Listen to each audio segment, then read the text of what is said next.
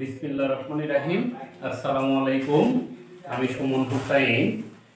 আমরা প্রতিদিনের মতো আজকে বেসিক গ্রামারের বাংলা ব্যাকরণ এবং ইংলিশ গ্রামারের একটা যেটা কমন টার্ম, যেটা আমরা সচরাচর ব্যবহার করি, সেটা হলো একটা হলো অক্ষর এবং আরেকটা হলো সিলেবল। অক্ষর এবং সিলেবল। দেখো, অক্ষর এবং সিলেবল, এই অক্ষর কাকে বলে তোমরা কি কেউ জানো? অক্ষরটা কি? অক্ষর কি? অক্ষর এবং বর্ণ জানো কি? দেখো, এটা তোমরা সচরাচর এগুলো ব্যবহার করো কিন্তু আসলে জানো না। দেখো, অক্ষরটা হলো সেইটা নিঃশ্বাসের স্বল্পতম প্রয়াসে উচ্চারিত ধ্বনি বা ধ্বনি গুচ্ছ। বুঝতে পারছো? মানে তুমি এক নিঃশ্বাসে যতটুকু উচ্চারণ করতেছো ততটুকুই হলো একটা অক্ষর। বুঝতে পারছো? যেমন ধরো, তুমি বন্ধন শব্দটা বলো, তাই না? বন্ধন। দেখো, তুমি প্রথমে কি বলতেছো? বন, তারপরে ধন বলতেছো, তাই না? বন্ধন। আবার বাংলাদেশ, তোমরা কিভাবে উচ্চারণ করতেছো? বাং, তারপরে লা, তারপরে দেশ। দেখছো? তাহলে তিন ভাবে উচ্চারণ করতেছো। একবার প্রথমে বাং বলতেছো, তারপরে লা বলতেছো, তারপরে দেশ বলতেছো। এই যে নিঃশ্বাসের স্বল্পতম প্রয়াসে উচ্চারিত ধ্বনি বা ধ্বনি গুচ্ছকে কি বলা হয়? অক্ষর। এটাকে ইংরেজিতে কি বলা হয়? সিলেবল বলা হয়। তাহলে আমরা সংজ্ঞাটা দেখি। দেখো,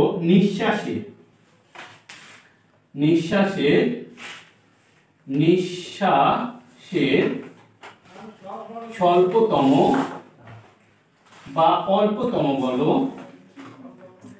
অল্পতম প্রয়াসে উচ্চারিত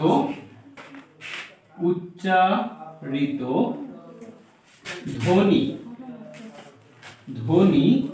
বা ধ্বনি গুচ্ছকে কি বলে? গুচ্ছকে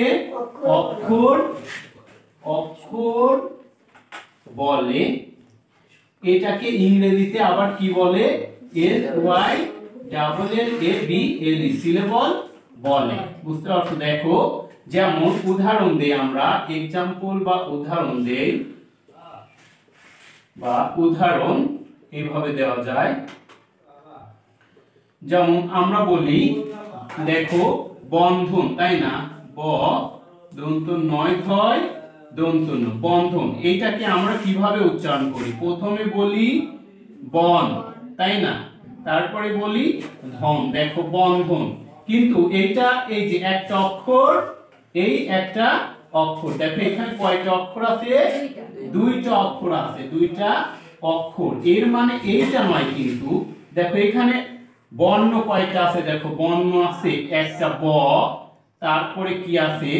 দন্ত নয়, তার সাথে রেপ আছে, তারপরে ধ আছে, তারপরে দন্ত ন আছে। দেখো, 1 2 3 4, এই যে একটা রেপ আছে। তাহলে দেখো, এখানে 5টা কি আছে? বর্ণ আছে। কিন্তু বর্ণ এবং অক্ষর কিন্তু আলাদা, তাই না? বর্ণ এবং অক্ষর কি আলাদা। দেখো, যেমন হলো এই যে বন যোগে একবার উচ্চারণ করতেছি, তাই না? আবার ধন আরেকবার উচ্চারণ করতেছি। তেমনই দেখো, বাংলাদেশ, বাংলাদেশ, এই শব্দটা আমরা কয়ভাবে উচ্চারণ করি? দেখো, বাং একবার বলি, বাং, তারপরে আবার কি উচ্চারণ করি বলো তো? লা, তারপরে আবার কি উচ্চারণ করি? দেশ। দেখো, এইটুক একবার উচ্চারণ করি, বাং, তারপরে লা, তারপরে দেশ, বাংলা দেশ। তাহলে আমরা তিন ভাবে এটা উচ্চারণ করতেছি। এখানে অক্ষর কয়টা? দেখো, 3টা অক্ষর রয়েছে। তার মানে এইগুলো কিন্তু। আর বর্ণ কয়টা? দেখো, এই যে ব আছে একটা, আকার আছে একটা, তাই না? ব আছে একটা, আকার আছে একটা, অনিশ্চ আছে একটা, ল আছে আবার আকার, তারপরে একার আছে, দ আছে, তালস্য আছে। তাহলে দেখো কয়টা এখানে বর্ণ আছে? 1 2 3 4 5 6 7 8, 8টা এখানে বর্ণ আছে। কিন্তু অক্ষর আছে কয়টা? অক্ষর 3টা অক্ষর আছে। বুঝতে পারছো? এখন দেখো, সিলেবলটা দেখাই। দেখো, ঠিক সেম তুমি ইংরেজি শব্দতেও তুমি একবারে যতটুকু উচ্চারণ করো সেটুকুই কি বলা হয়? সিলেবল বলা হয়। দেখো, যেমন আমরা বলি হলো ওয়াটার।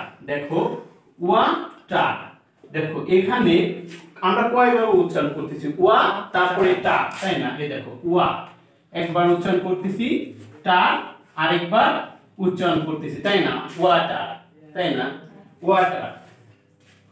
দেখো আবার ক্রেশন উচ্চারণ করি, C R E A T I O N, creation. দেখো ক্রেশন, সি আর ই এ ক্রে, বুঝেছো? দেখো ট্রাইসিলেবল, এইটা হলো যেমন আমরা বলতে পারি ইউনিভার্সিটি, তাই না? ইউনিভার্সিটি। দেখো ইউনিভার্সিটিকে ভাঙলে কি হয়? Uni plus ver plus S I T Y, university, তাই না? এখানে কয়টা সিলেবল? দেখো তিনটা সিলেবল। আর আরেকটা আছে দেখো মনোসিলেবল, ডাইসিলেবল, ট্রাইসিলেবল, আরেকটা হলো পলিসিলেবল, মানে অসংখ্য এখানে সিলেবল থাকবে বা অক্ষর থাকবে। দেখো যেমন হলো আমরা কি বলতে পারি, পলিসিলেবল, কি বললাম? Calculation, calculation, cal C U L A calculation. যেমন হলো আমরা ভাঙি, ক্যাল প্লাস কু, তারপরে প্লাস লেন, তারপরে plus T I S O N, calculation. তাহলে দেখো ক্যাল কু লে শান, তাহলে এখানে কয়টা আছে? দেখো চারটা বা অসংখ্য সিলেবাস থাকতে পারে। এখন দেখো এগুলো তো সাধারণ বিষয়, একটা সহজ টেকনিক শিখায় দেই এগুলো সিলেবাস মনে রাখার। যদি তোমাদের একটা ওয়ার্ড দিয়ে বলে যে এখানে কয়টা সিলেবাস আছে, দেখবা যে একটা সহজ টেকনিক আছে, সেটা হলো এই যে এ ই আই ও ইউ, বলো তো এগুলো কি? ভাওয়েল। দেখো এই ভাওয়েল, একটা শব্দে যে কয়েকটা ভাওয়েল থাকবে সেই কয়েকটা সিলেবাস আছে। বুঝতে হবে কি, যে কয়টা ভাওয়েল আছে সেই কয়েকটা সিলেবাস আছে। যেমন ধরো ওয়াটার, ওয়াটারে দেখো তো, বলো তো কয়টা ভাওয়েল আছে ওয়াটারে? দুইটা, এই যে এ আর ই, দেখছো? তাহলে তার মানে এটা কি সিলেবাস? ডাইসিলেবাস। সহজ নিয়ম না? এবার দেখো এই যে তুমি পলিসিলেবাসে দেখো, এখানে দেখো 4 বা তার অধিক সিলেবাস আছে। দেখো কয়টা এখানে? 1 2 তারপর 3 4, দেখছো? এই যে আরেকটা ও আছে, এখানে 5টা, 4টা বা 5টা এর অধিক সিলেবাস আছে জন্য এটা নাম কি সিলেবাস? পলিসিলেবাস। আর দেখো উপরে একটা কয়টা ভাওয়েল আছে? একটা, এই জন্য এর নাম কি সিলেবাস? মনোসিলেবাস। এর নাম কি সিলেবাস? মনোসিলেবাস। একটা ভাওয়েল আছে জন্য ওইটা কি সিলেবাস? মনোসিলেবাস। নিচেরটা দুইটা ভাওয়েল আছে জন্য কি সিলেবাস? ডাইসিলেবাস। তার নিচেরটা তিনটা ভাওয়েল আছে জন্য ট্রাইসিলেবাস। তার নিচেরটা দেখো 4টা বা অধিক ভাওয়েল আছে জন্য এটার নাম কি সিলেবাস?